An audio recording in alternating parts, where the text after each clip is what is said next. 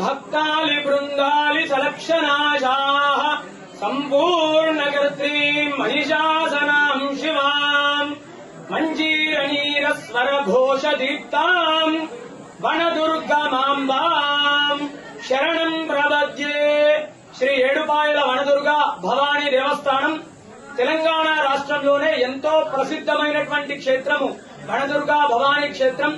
అమ్మలగన్న అమ్మ ముగురమ్మలకు మూలమైనటువంటి ఏడుపాయల వనదుర్గ భవానీ అమ్మవారి క్షేత్రం లోపల ఆషాఢ మాసం మొదటి ఆదివారాన్ని పురస్కరించుకొని వనదుర్గ అమ్మవారికి శాకాంబరీ దేవి రూపంలో అలంకరించడం జరిగింది.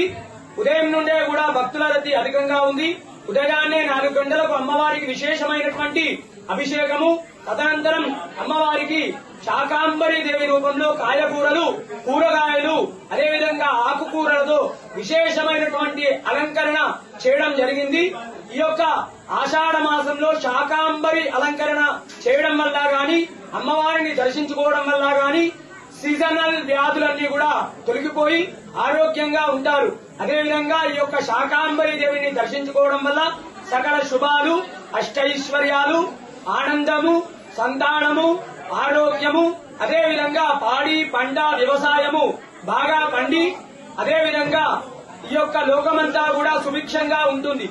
తెలంగాణ రాష్ట్రం నుండే కాకుండా ఆంధ్రప్రదేశ్, కర్ణాటక, మహారాష్ట్రాల నుండి కూడా భక్తులు అధిక సంఖ్యలో వచ్చి అమ్మవారిని దర్శించుకుంటారు.